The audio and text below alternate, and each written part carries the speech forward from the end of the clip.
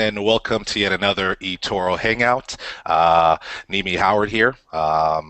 First of all, before we begin, I do want to apologize on the behalf of Mandeep and myself for having to postpone Lesson 6, but we are here today, back in action. Joined today is Mandeep Athwal. Mandeep, thank you so much for joining us. How are you doing today? I'm okay, thank you. How are you? I'm doing good. I can't complain. It's Friday, so we're close to the weekend. With that being said, before we get started, just a brief overview. Today is Lesson 6. We will be reviewing some trades. We will be going back and talking over supports and resistance, or as Mandeep mentioned before, supply and demand, and looking over Mandeep's overall strategy. So without further ado, Mandeep, the floor is yours. Thank you. Okay, guys, let's start with the simplest thing, which is my trade. Nimi, can you see a chart on your screen? Yes, I can. Okay. Okay, guys, this is a euro-dollar trade that I was looking to take yesterday, and I've got stopped out of it. Now, there are two reasons why I want to talk about this trade. One of the reasons is because I want to show you the power of stop loss. And secondly, I want to share my strategy. Now, just because the trade failed does not mean the strategy doesn't work. Like I said before, you have to be consistent at trading to make money. So what I look at is a number of trades overall which are profitable rather than just one trade. Now, one of the reasons I want to share this chart with you is because I want to show you how my emotions were taken out of the game when I brought my strategy to the market. Okay, so as you know, euro dollar has been dropping in price for the last couple of days. We had a major drop yesterday in price. What I was looking to do was look at the daily chart and see which way the market was trending up. If you look at the euro dollar chart, you will notice that the market is still trending up, and there is a support area around 134, which was previously resistance, but the market actually broke out of that area and now uses as a support. So yesterday I came to the market and I looked at the 1 hour chart. Now this is one of my intraday trading charts. I came and noticed that the market was declining back to a level of support or demand. So I marked off a level. Let me just zoom in so you can see it a bit better. Okay. Nimi, can you see this area here? Yeah. Yes, I can. And before you get into it, I just want to make sure. You mentioned that this is a daily chart, correct? No, this is a 60 minutes, so it's 1 hour chart. So we're looking at an hourly chart. Okay. Yeah, as you guys can see, the time is on the top here, a 60-minute chart. Okay, great. Thank you for that. The reason I said the daily chart is because that's my bigger picture chart. So I look at that to see which of the market is trending. And I'm sure you will agree with me that the euro dollar is actually trending up on a bigger picture. Of course, absolutely. Yeah. So the only thing I was looking to do was buy. So I'm not interested in shorting because I don't want to go against the bigger picture. So I was looking to go long on the euro dollar. So I was looking for an opportunity on a smaller time frame to see where I can enter the market. Now I found this level here on the 60-minute chart. It was at 134.81, and the range was on that candle between 134.81 to 134.57. Someone on OpenBook asked me a question: how do I draw my range? Now this is pretty simple. I look at the last candle. As you can see, this 1 hourly candle, I drew a line from the top of it to the bottom of it. Now if you do get a candle which is huge like this one, what I tend to do is draw a line on the open and also the line on the high. Or if it's a candle going the other way, then I will draw a line at, say, for example, at the open, and probably take about 25 to 30 pip high because that is my stop loss, which I stick to on intraday basis. Now, what I mean by that is I don't take any trades which have a stop loss larger than 25 to 30 pips, simply because then psychology starts playing up and also your position size starts getting smaller as well. So coming back to the trade, all I did was I drew my line from the top of the candle to the bottom of the candle, gave me a stop loss of 25 pips. Now, all I was looking to do was take a risk of 25 pips. I wasn't interested in what the market did. All I was interested in, if the market came in, I would be looking to move my stop loss to entry once the market broke out of this zone here, this range here. The reason being for that is because this is considered to be consolidation or basing, where the market is deciding which way it's going to go. So if the market came here and it was here, then I would be moving my stop loss from 34.57 to my entry, which was 34.81. Now, my first target was 35.41, that's 60 pips. Now, I spoke about this before, is that there is no point of you taking a trade if you're risking 25 pips to make 25 pips. What you want to be doing is you want to be looking to make at least more than what your stop loss is. I do agree with people who say sometimes one-to-one risk to reward is good, but what I do is when the market moves in my favor of my same amount as my stop loss. So, for example, if this market came, filled me in at 34.81, from here, when the market moved up 25 pips, I would move my stop loss to entry. Now, you might wonder why I'm doing that. One of the main reasons is in trading, I want to be risk free as soon as possible. So what I do, I eliminate my risk as soon as I can. Now, what happened is that when the market came in, it actually filled me in 34.81. You can see that my target one was at 35.41, with 60 pips away from my entry. That would give me more than 2-to-1 risk to reward. But what I want you to concentrate is look where my target or my final target is. My final target was 35.92. That's 111 pips away from where my entry was. That would have given me 4-to-1 risk to reward. Now, guys, and I'm sure Nimi, you would agree with me on this one. 25 pip risk to make 111 pips. Does that make sense? Do you think that's 20. I would get into this position absolutely. I mean, if my risk is at that point and my reward is at that point, I'm game. I'm in. exactly? Yeah. Okay. So, guys, this is the power of risk to reward, and this is the power of 20. This is the power of stop loss. The reason I'm saying the power of stop loss is because I'm going to tell you in a second how the stop loss actually saved me out of the market at the same time.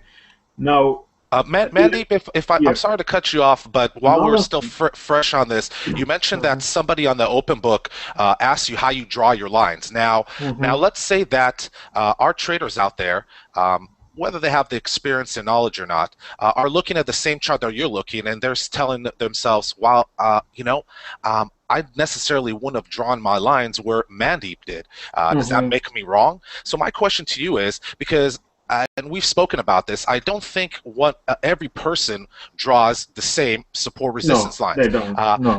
So for those who are unclear that are looking at this chart right now and saying, well, I wouldn't have placed my lines there, my support resistance, entry points, so forth. Does that make them necessarily wrong in this No, scenario? no, it definitely doesn't. Now, when I talk about support and resistance or supply and demand, like this area here, what I call this is a event area. This is where an event took place and the market shot up from here. You could have drawn your line from here or from anywhere, as long as your lines are not drawn somewhere here or somewhere here. As long as you are in that event area, if you're out by 5 pips or in by 5 pips, it shouldn't make a difference to your trading as long as you are within that event area. Okay, Does that great. make it clear? Yes, yes. Thanks you for clarifying that. Yeah. So, for example, like just to clarify, so we've got a massive drop here in price. Now, if this market was trending down, we would be looking to short from here. Now, I could draw my line just 10 pips from the top to there, or someone else could follow, from here to about there. So they could have 30 pip stop loss. That's up to them, but we're both in the same zone. So we're both looking at the same area. One of the key things about trading is that you don't want to be going against the market. So, for example, if the market is showing you that it moved up from here and you're actually selling here, I know this trade would have worked out, but you would have got lucky. It wouldn't be the wise way of trading.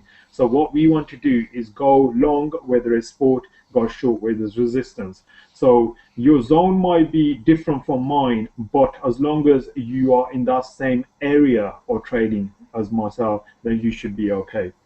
So hopefully I've clarified that. Great, thank you for that, Mandeep. Okay, so I just want to talk about my targets. As you can see, I had two targets, and I was looking for a potentially risk reward of 4 to 1. Now, my usual risk reward is anything between 3 to 1 to 5 to 1. This one I was looking at 4 to 1. The reason I put my first target here is because we had a event area here or resistance. So if the market did come in and started going up, we would have faced some resistance down here. So I didn't want to be taking all my position into risk if just in case the market came back. So what I usually do is if I had got filled and this market moved up here, I would have taken off about 60% of my position here. So which is called scaling out. So the market would have filled me up. I've taken my profit here. I would have then moved my stop loss entry just below this level. So I've moved my stop loss up, guys. I'm not moving it down. I'm moving it up in my favor. So if the market did come back, take me out, I still have this profit potential here. Now, target 2 was the same because the market is showing a swing from here down to here. So my profit target there was 111 pips and it was 4 to 1. So I decided I would get at the position here because that's where the market swung from. Now, this is the most crucial part of this trade. The market came to my level. I got filled at 34.81, but I got taken out at 34.57. I lost 25 pips. I was willing to take that risk because that was one, I think it was about 0.75% of my account. So it did not really affect me in the sense that, it had a major effect on my account. However, if the trade did work in my favor, I would have been looking to take 4 to 1 on this. One of the most crucial things, and I keep saying this, is that you manage your risk properly. Guys, look how my risk was 25 pips. Market took me out at 34.57, and look what happened. It dropped further down for about another 75 to 100 pips. If I was someone who kept moving my stop loss, where would I have stopped? I think, Nimi, we spoke about this, didn't we, before? Yeah, yeah. And this is a example, live example from yesterday. Imagine if I was someone who didn't stick to his rules and started playing the emotional game and started moving my stop loss. So where would I move to? Here, here, here, here, here. How far would I keep going? Guys, no one knows. If someone says to you they know when the market's going to stop, they're lying. No one knows where the market's going to stop. The market stops at resistance and the market moves at support. That is the only two crucial, and those are only guidelines. Market here, this market should have stopped here, but it didn't. It went through. So if someone said to you they knew the market is going to stop, even if I say to you I knew the market is going to stop, I'll be lying. I didn't. I'm looking at probability. The probability of this market was it's going to move up, but it didn't. But I had my risk worked out. 25 pips there. I was out with 25 pips. Loss, I don't mind because it's part of my business. Nimi, are you waiting to say something? Like we mentioned and we spoke about this, this is one of the biggest mistakes we see a lot of traders make is adjusting the stop loss against them. And like you said, for those who think that at a certain level they know that the market will turn around, like Mandeep said, you don't. And it's a shame that you have a strategy.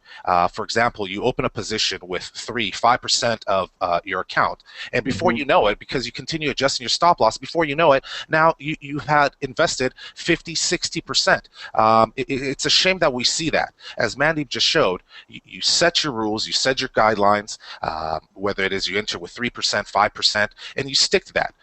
There's no reason to continue adjusting, extending the stop loss. Just you got stomped out of the position. Now it's time Yeah, to re-enter into the market again and make back what it is that you lost. But unfortunately, exactly. we don't see that. Unfortunately, we see the opposite, where traders Yeah, just can't let the position go, and we see it too often. As I mentioned, it's quite a shame. But yeah. um, And I think one of the things about this is I'm pretty sure yesterday there would have been people who would have been moving their stop loss from there to there to there to there, and they would have gone there, and it was like, oh, look at this, it's now moving in my favor. But the problem is, you've just moved your stop loss 100 pips against you. If this market carries on dropping, you're gonna carry on moving until your account is right. wiped out. You know, and that's the last thing we want to do. So that's why risk management is very crucial. And I wanted to show this trade because everyone can talk about winners, but I want to, and everyone can talk about losers, but I want to show you exactly how I managed my risk. Although the trade went against me, I'm not bothered because that's part of my business. What I did was the right thing. I marked off my levels, market came, it didn't work out in my favor. Fine, I'll look for another opportunity. Tomorrow is another day. I don't want to be someone who's having sleepless nights chasing this stop loss here. This is ridiculous the way people trade, but this is how you should be managing a risk. 25 pips, look at that, 4 to 1 risk to reward. If you had got it, it would have been nothing. So Mandeep, well, you said something right now that really caught my attention. Hmm. To live for another day. You have today. We did this trade. We got stomped out. Tomorrow is another day. Question about your emotions. How did you control your emotions? How did it work? How did it feel when you got stomped out of this position? Did you want to get right back in to make that 25 No. pips again? Did I mean, how did you feel? Can you please Okay. share with us? Yeah, sure. Pretty simply, I was pretty happy. Looked at it and I thought, you know what? I only lost 25 pips. Someone there is losing over 100 pips. Wow. So you actually you see guys, you see how Mandeep is controlling his emotions. Very crucial. Going back to lesson three, the psychology Yeah, aspect of it.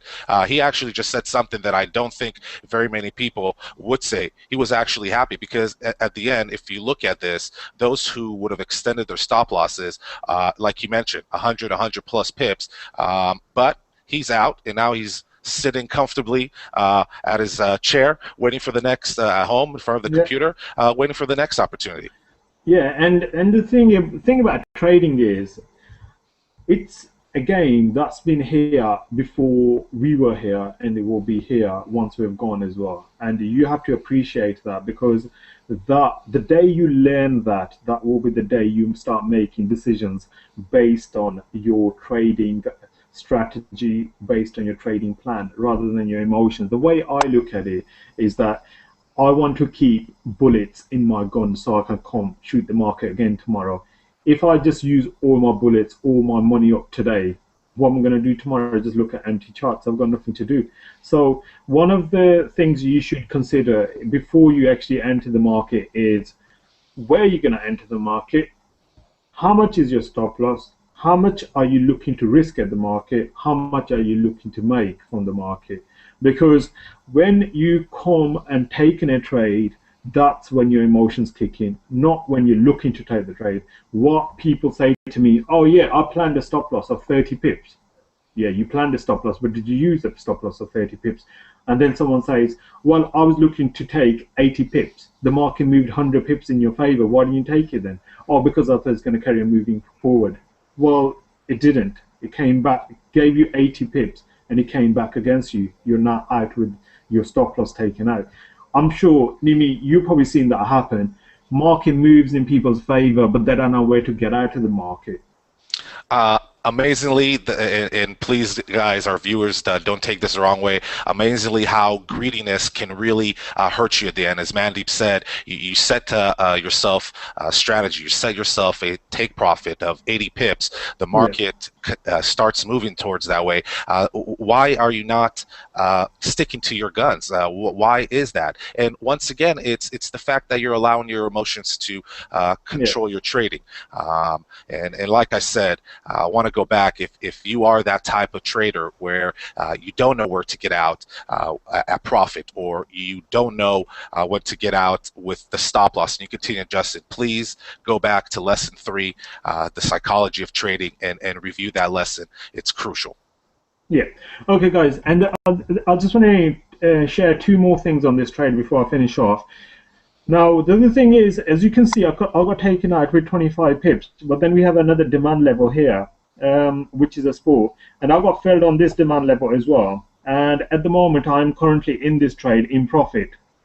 So you can see I've already made my 25 pips back from this demand level here. So rather than moving my stop loss down, down, down, all I did was put another order here, and I got filled on that order just over there. And I think it's given me about 75. So it's already given me about 33 to 1 risk to reward. Nimi, what do you think of that trade? You know, I had an order sitting there, and I got taken up with 25 pip stop loss, and then I got filled on this order here. I think I got filled on the same day yesterday, and I'm currently in that trade with no risk. I've moved my stop loss to my entry, and it's in favor of 2 to 1. I think. I think you might be. I think you might know what you're doing. Yeah, so no, guys. At the end of the day, it's we're having a laugh and joke about it, but you can see the power of stop loss. So if you got taken out with 25 pips, don't worry about it. Look, there's another demand level here. There's another support level. Put your order there, and you got filled. Take your 25 pips. You're not broken even for the day, and you was looking to make 4 to 1. You've gone home without losing any money in the market. You should be happy with that.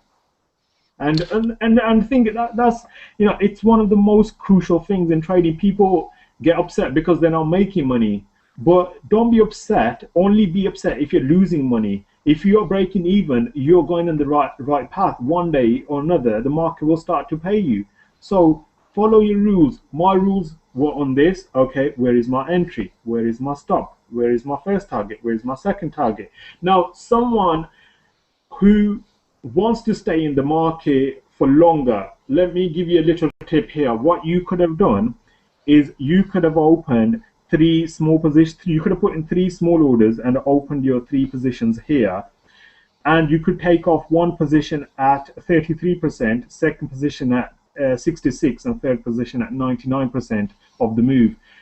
Or what you could do is get filled here, and once your second target is hit, leave about 10% of your position running, but move your stop loss to entry. So you're now in the market for free, and let the market carry on moving up if it's going to move up that way. And that way, you can never kick yourself for getting out the market if the market's carried on moving in your favor.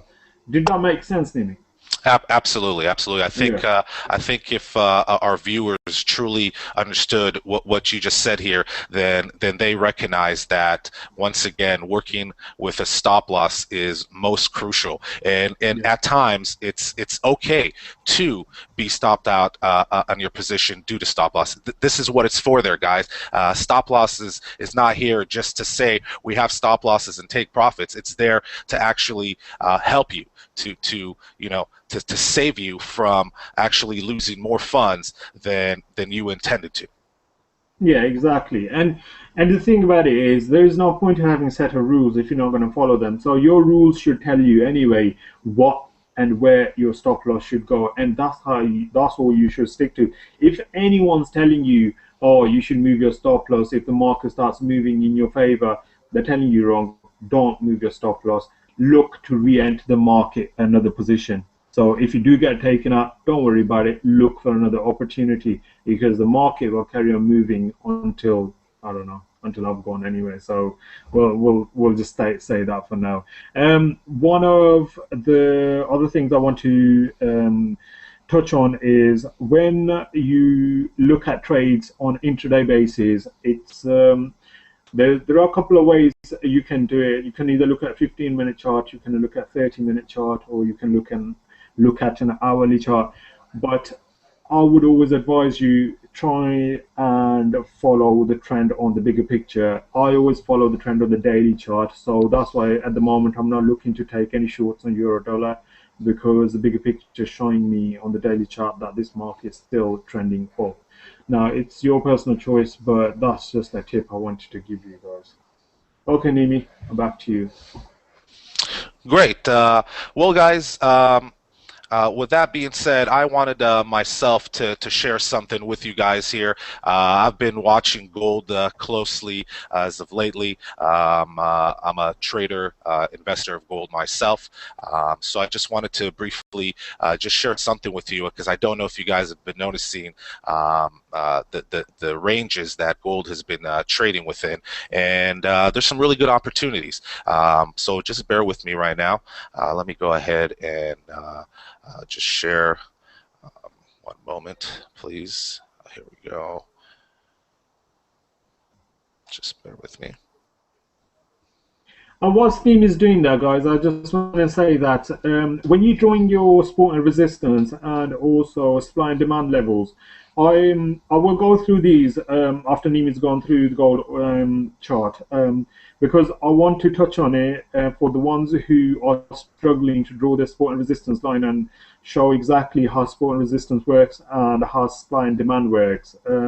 They are similar, but they're not the same. So please don't confuse yourself with supply and demand and support resistance. Well, for now, we'll just go into the gold chart with Nimi. And Sorry, guys. Just having a little issue here with the share screen. no, that's no problem, Nimi. That's fine. Okay, guys, whilst Nimi doing that, I can actually share my chart to show you a bit about the support and resistance. So, as you can see, this is a USD JPY chart. So what we are looking at is a market which is trending up. So what I will be looking to do is buy or go long on this market. Now, support resistance is pretty simple. Resistance is where the market is turning back from, and support is where the market is moving up from. Now, when one gets broken by another, the market often uses it as a bouncing point. Now, I'll show you an example of this. If we look here, this area here was resistance because the market came here and moved on. Now, what you would have been looking to do is go longer because the trend on the daily chart is up. So simply, this is my resistance line. So this is what we call resistance because the market moved down. Now, once this resistance got broken, look what the market did. The market came back to the resistance line, but now used it as a bouncing point to move up. So when the market comes back to this level, it now uses as a support to go back up again. So now this line becomes support. So simply to draw support and resistance lines, it's all you have to do is find an area where the market moved down from, and that is your resistance. And look for where the market moved up from. So, for example, this area now is support. This area here is support. That area there on the top is resistance. So, support and resistance is pretty simple. Resistance lines are where the market moved down from, and support lines where the market moved up from. Those are very, very simple ways of explaining sport resistance. Obviously, in order to go into sport and resistance, we would need to spend a whole lesson on that. So, in future, I think we will come back to explain sport and resistance lines in a lot more depth. But for now, I just wanted to obviously show you and take into account that when the market moves down, that's resistance. Where the market moves up from is sport. And whenever or resistance gets broken, it usually uses it in the opposite direction. So one of the ways you could have traded this yen currency is that, say, the market is moving up and you're looking to go long. We've seen resistance here. The market broke up above the resistance. You could have drawn your line there and then put your orders in to say, okay, when the market moves back into that line again, I'll be looking to go long. And surely you would have been in a lot of profit by now. Nimi, have you got your screen sorted? Yeah, but real quick, while we are on the subject, I like to keep it it's very simple as well. I like to use three simple rules to draw support and resistance. Number one, I like to see that the market needs to reject that level at least twice, not once but twice. Yeah. Number two, the more rejections the level has, I Hmm. think the more important that level becomes. Of And course, the yeah. last, I think that the most recent rejections on the level are a bit more important than less recent. Yeah. Especially depending on what types of trades you're looking to get into. With Yeah. that being said, I wanted to ask you just a couple of questions. One of them being in regards to support and resistance. Uh-huh. I do know that some of my clients, some traders, actually use a moving average Hmm. to guide them where the support and resistance is. What do you think Hmm. about those traders that trade in that way? Yeah, no problem at all. I mean, the thing about daily charts and weekly charts is that sometimes you have charts where the price is moving above any other levels that's ever been to before. So in areas like that where you don't have a previous support or resistance to use, you can use. I use the 8-day and 21-day EMA. I'm not sure which one you use, Nimi, but those are usually mine. And when the price moves back into the two EMAs, I usually look for the support or resistance, but I would always follow the trend with the moving average. So I would never go against the trend, regardless of what the moving averages are telling me. But yeah, by all means, you can use the support and resistance off the moving average as well. Okay, great. Last question here. In regards to support and resistance, Hmm. what do you feel about round numbers as far as posting your support and resistance Stay away from them. at round numbers? So you think those who trade strictly on round numbers should definitely stay away from that type of strategy? Yeah, what I always tend to do is never put my stop loss near a round number and never put my entry near a round number. Because round numbers is more of a psychological thing for a lot of people. Simply, it's changing now as we are moving more and more towards computerized trading. But there are people still out there with big positions who actually ring up their broker.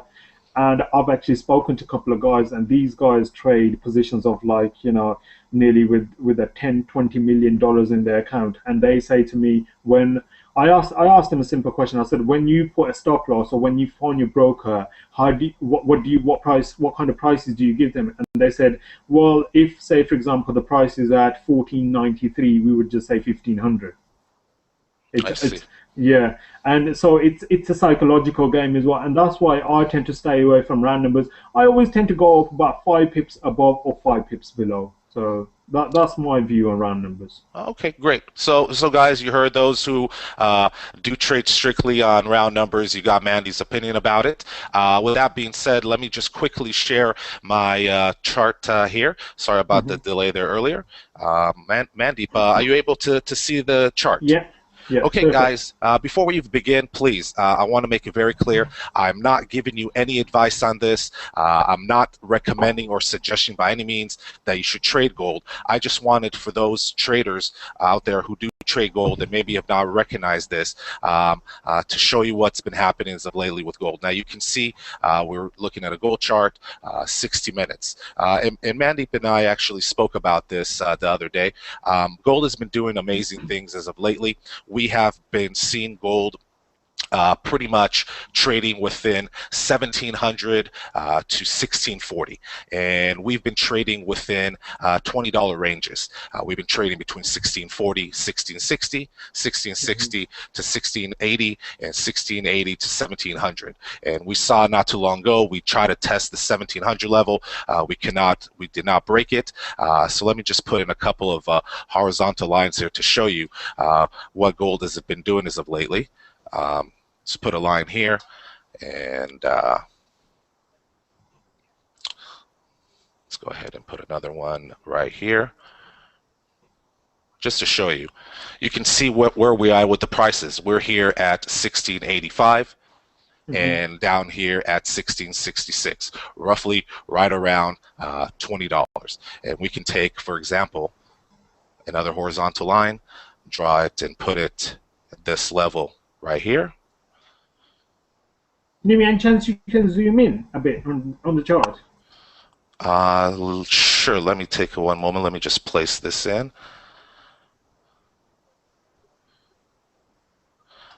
Let's take a look.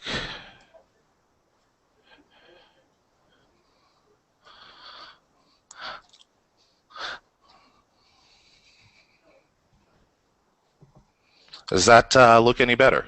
Yeah, that's perfect. Yeah. Okay. So you saw before we were right at 1685 there. We were trading between that and 1666. You can see the top of the candle here, the lower end of the candle. Now here I'll have to just adjust since we zoomed in.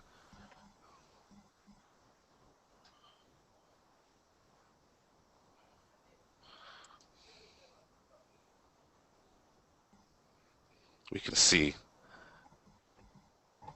another key level here at 1682. Yeah. And when we take it down here, we can see that it was trading all the way down to 1663. So once again, you can see within the $20 ranges. Now, why am I showing this, guys? Because there's a lot of opportunity right now with trading gold. Until we can break the key level of 1700, which will lead us to the upside towards 1750 and even 1800. Right now, it's a great opportunities to be trading within these ranges. As I mentioned, I'm not giving you any advice or suggestion by any means that you should go in right now to your web trader and start opening up positions trading within the $20 ranges. I just wanted to show you that as Mandeep spoke about as well, there's great opportunities in these markets. You can see what opportunities Mandeep took with his euro-dollar position. He even mentioned to you guys, he got stopped out. He didn't let that discourage him. He got right back in, and as he mentioned, he's currently in an open position, making some profits. So just wanted to briefly share that with you guys. Okay. Perfect.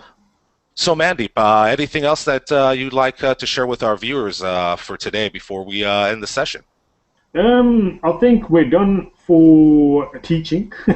So I just wanted to talk generally about the course. As you guys know, we've been doing this for 6 weeks now, and this is our seventh hangout because the first hangout was just an introduction one.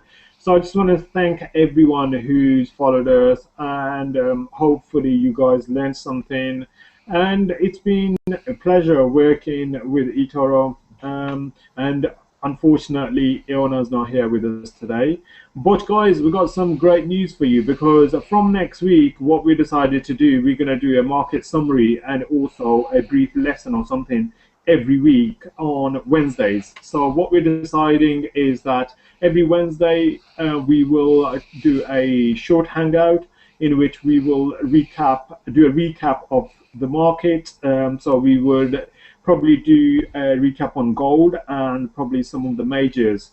Every week we were trying to pick a different market and give our opinion as to what we think where the market is moving and what is happening. We won't give you any trades to take, but however, we will give our guidance as to which way the market is moving. Nimi, is that what we're looking to do? Yes, Mandeep, guys, very excited about it. We're going to continue this on. We're going to be doing a weekly review, as Mandeep said, every week on Wednesday, 10 GMT time. We will be Mhm. hosting hangouts, as Mandeep said, discussing different instruments, different opportunities in the market. We're not going to give you any trading advice on what trades to take, but we will be reviewing the markets overall. We will, you can go either to my wall at Nimi H eToro or Mandeep as well at Mandeep Athwal, and we will be posting the links on there as well as we will have it on eToro's main YouTube page. And with that being said, guys, I want to thank everyone who has joined us over this course, over the 7-week course. I want to thank everybody for all your positive comments and feedbacks.